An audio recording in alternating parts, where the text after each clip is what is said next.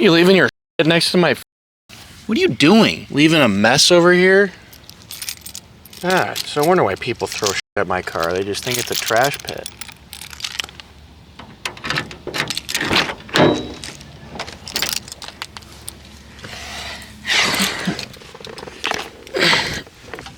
Oh, you've taken the other one out? Oh, sorry. What's up, guys? It looks used. Huh? It doesn't even look used. Yeah, it doesn't work, though. Well, we're gonna find out if that one's the problem or not. Because I got a fresh... Germany. Huh? In Germany? But if we didn't buy that one, that was not an OEM one. That's just a clone. It's a fakey. Wanna takey. Alright, so today we're going to be installing the wideband. I got that. We also got the fuel pump, the 450. And then we're going to see if this is the solution to my failing wideband. Alright, I'm going to show you guys quick the differences with a fake wideband versus an OEM Bosch. So the OEM Bosch plug is going to actually have some part numbers on it. The fake one is not. This is a fake one, 25 bucks, eBay. It says made in Germany on the plug itself. Said made in Germany right here, but this is probably not made in Germany, as we can see just from the quality. So this one looks fine, but probably is failing or has failed. We're gonna put this new OEM factory one in and see if that fixes the wideband problems that we've been having with the car. All right, so right now we're gonna check to see if this wideband works. All I'm gonna do is see if everything is good to go. I got the fuel pump right here. That's gonna be done later today, but for right now, boy, it's been a while. What have you been touching in my car with your dirty, grimy hands? My God. Will you stay out of this thing? You say that all the time. 1, 2, 3, 4, 5, 6, 7, 8, 9, 10, 11. So this should just kind of slide right in there. Oh my God, Ty, this thing doesn't fit in there. You bought the wrong part? No, I need a new harness. You bought the Chinese one? No, the harness. The harness doesn't fit in there. Yeah? I don't think it's gonna fit in there. I don't know what. Might have to. Why is this a problem? I have no idea. I actually have some extra pins. No, it's not that. Oh, I think it's going in. Hold on. I need. Will you quit breaking stuff? Spiders? You say spiders? Yeah. What about them? They're moving. Yeah? Put my tools. What are you on about? Pee-pee poo-poo. Pee-pee poo-poo? I think we're in. There we go. I think we're all the way in. I think we're in, Ty. Alright, so A11 is now wired into the harness. Hopefully it works. Can't test it on my laptop, but I had to get it in anyways. What a baby. Oh, what a lazy. You're lazy. How about that? Did you plug that battery in? Plug the battery in? Yeah. Just give me some power. Well, not gonna... Huh? That's why I've been sitting here for like 2 weeks. LSU, heat. So, yeah, now we no longer have that sensor issue. If it'll focus here, it just has 0 across the board. So that way we are good to go. So we can't test anything solenoid related yet. Yeah. No, that's what you do. Ignore his negativity. I don't need your negativity. So, you have been negative this whole day. Yeah, you. Yeah, you. Now I gotta do this fuel pressure or fuel pump.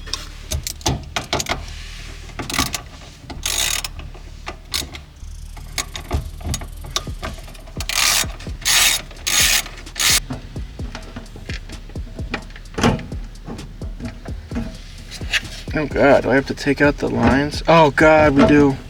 For tools, and be like, yeah, what the fuck is that? Fucking thing. I go, take yours too, and I want to get them riled up. That's that Turbo Turbo Yobo? Wobo. Turbo Wobo.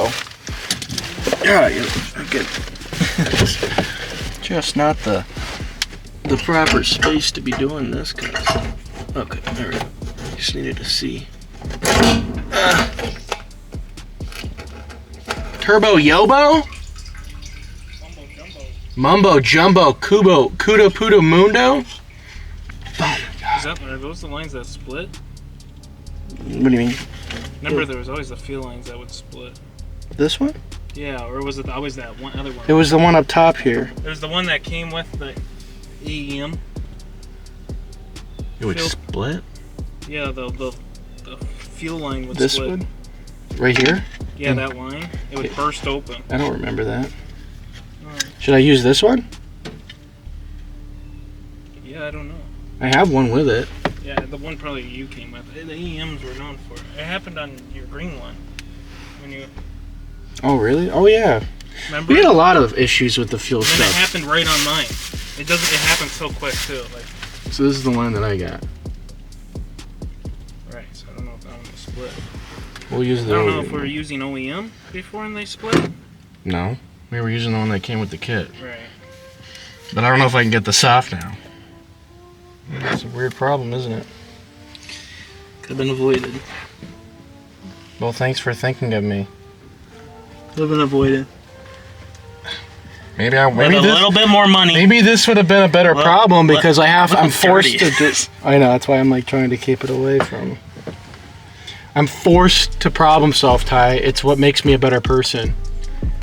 I've been trying to tell you this for years, and you still You're don't still not understand figuring it out. Okay.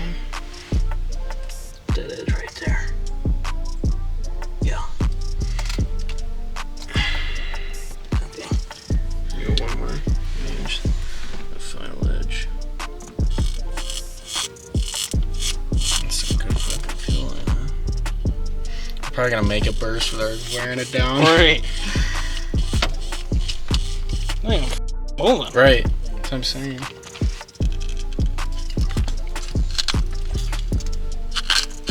It's moving, but it's not coming off.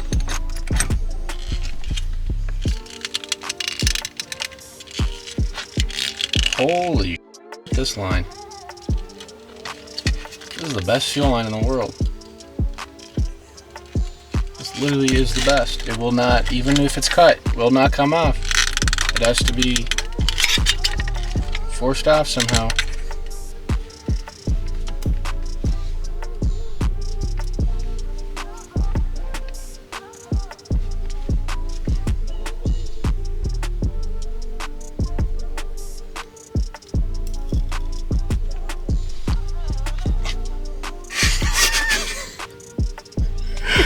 Dude, this is awful. What an awful experience. We're still not even halfway done. We haven't even gotten the pump in yet. We still gotta do the wiring.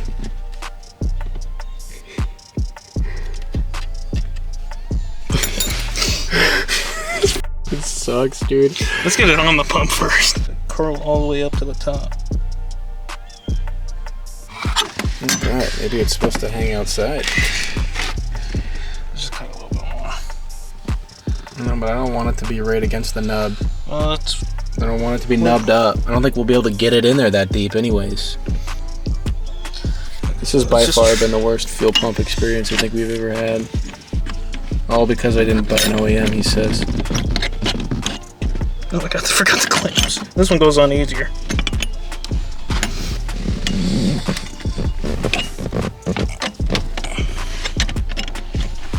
Okay.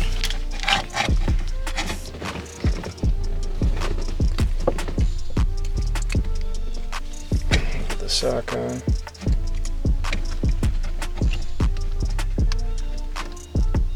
Yeah, it just kind of sits on there like that.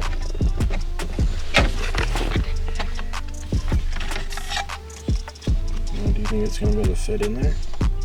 Did you tighten them down? No. Yeah, put it. Yeah, we're putting the pump assembly back on. But What are you doing? Taking this off.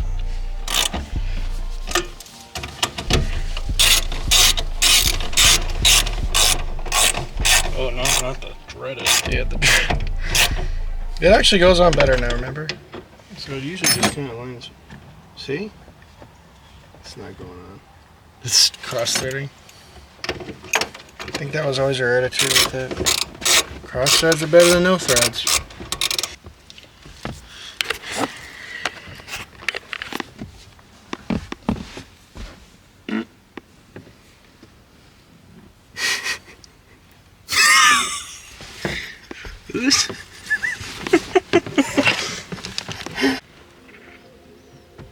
No, we used the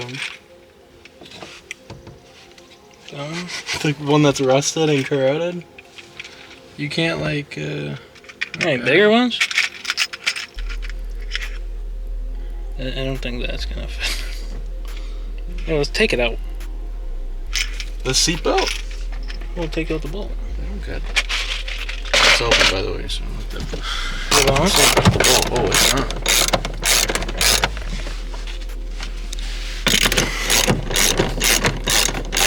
Thanks.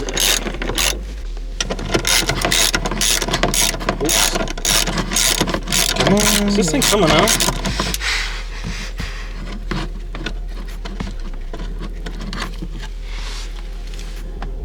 Oh shit. Well, I think we just kind of clamped it under. Clean it out and clean it out. There is a little one right here for that seat. Bolt. I don't even know where that is. Oh, it wasn't in. Well, yeah, the seat wasn't in. I left it out. Put one of these on it. Yeah, I could leave my seat loose. I just set the seat on top, and then people can have see it clamped down. Just use the bolt, and then. Find a bolt. That's nice. Yeah, we'll just do that. All right, Ty, I want you to explain what you just did. No. I want you to explain what goes where. So the yellow goes in the little clip on the left side. The signal wire goes to the blue, and then you wire it in with the signal wire from the harness from the car, both together. Use one of these, and it goes on the right side. And then ground goes to ground, which we selected as the seat bin, which means I'm not going to have my seat bolted in. It's just going to be resting with the seat belts. I mean, I don't really plan to have passengers anyways in the back, but And then red goes to the battery. red goes straight to the battery. It's connected to a fuse as well, just in case things get a little unsafe. But yep, works. It's strong. It's doing what it's supposed to do. So as long as the signal is getting sent to the pump for the key for ignition and for it to continue to run, then you're good to go. So connector clips that go into the actual connector itself, so which means we completely cut off this wire from the original harness and decided to run this new setup because this is just more effective than having to take out this plug, wire everything to the plug, and then silicone seal, which is what I had done in the past. Others still do it to this day.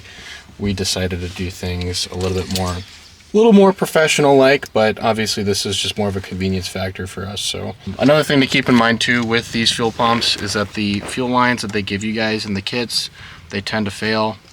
We usually have to source an additional fuel line from the parts store just because the lines that they give you are pretty inadequate. They receive too much pressure just from the sizing inadequacies with them, so they just don't fit on the pump itself. And I've had a lot of issues with those just not being strong enough, and they actually end up tearing. You can hear the fuel pouring out of the line inside the tank when you do run it. So if your car starts having problems after you have your fuel set up, make sure your tank is full, and then also make sure that that line is intact and not leaking. So that's a big tip for you. We finished the car. I didn't film it running. I'll have to do that next time I'm over here. We'll probably end up having to drive the car within its current. It's ready to go. So there really isn't anything left here. I mean, I'll have to grab the thing for this thing so that's not spewing out everywhere, because I do have that at the storage unit. So I'll stop there at some point before I come over.